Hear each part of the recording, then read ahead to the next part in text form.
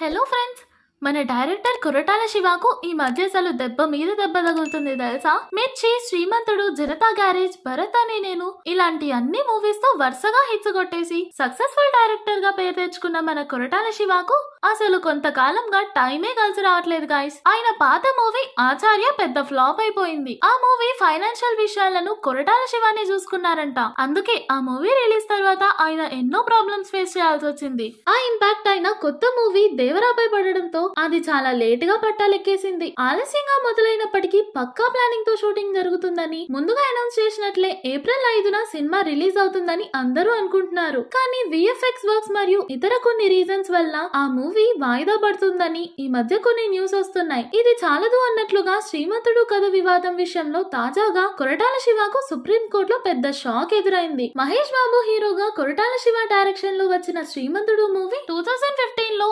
విడుదలయ్యి పెద్ద హిట్ కొట్టేసింది. అయితే ఆ మూవీ కథను స్వాతి పత్రికలో ప్రచురించిన కథను కాపీ చేసి శ్రీమంతుడు మూవీ చేశారని రచయిత శరత్ చంద్ర హైదరాబాద్ నాంపల్లి కోర్టును ఆశ్రయించారు. శరత్ చంద్ర పిటిషన్ పై విచారణ జరిపిన నాంపల్లి కోర్టు డైరెక్టర్ కొరటాల శివపై క్రిమినల్ చర్యలు తీసుకోవాలని ఆర్డర్ వేసేసింది. అయితే నాంపల్లి కోర్టు ఆర్డర్స్ ను సవాల్ చేస్తూ కొరటాల శివ తెలంగాణ హైకోర్టుకు వెళ్లారు. కథను కాపీ కొట్టారు అన్నందుకు ఉన్న ప్రూఫ్స్ ను రచయిత శరత్ చంద్ర కోర్టుకు సబ్మిట్ చేయడంతో పాటు ఆయన సమర్పించిన ఆధారాలను నిర్ధారిస్తూ రచయిత సంఘం ఇచ్చిన నివేదికను పరిగణలోకి తీసుకున్న Telangana high court Nampally court orders ను సమర్థించింది. దీంతో కొరటాల శివ సుప్రీం కోర్టును ఆశ్రయించారు. అయితే సుప్రీం కోర్టులో కొరటాల శివకు పెద్ద షాక్ ఎదురైంది. కొరటాల శివ వేసిన పిటిషన్ పై justice Hrishikesh Rai and justice Prashant Kumar Mishra ధర్మాసనం విచారణ జరిపింది. సినిమా విడుదలైన 8 నెలల తర్వాత శరత్ చంద్ర హైకోర్టును ఆశ్రయించారని, హైకోర్టు మరియు స్థానిక కోర్టు తమ వాదనలను ఎక్కడా పరిగణలోకి తీసుకోలేదని కొరటాల శివ తరపున senior lawyer MP Niranjan Reddy వాదించారు. అయితే ఆ వాదనలను సుప్రీం తోసిపుచ్చింది. రచయిత సంఘం నివేదిక ఆధారంగా హైకోర్టు నిర్ణయం తీసుకుందని, తీర్పులో స్పష్టమైన అంశాలు పొందుపరిచిందని ధర్మాసనం పేర్కొంది. కొరటాల శివ పిటిషన్ ను పరిగణలోకి తీసుకుని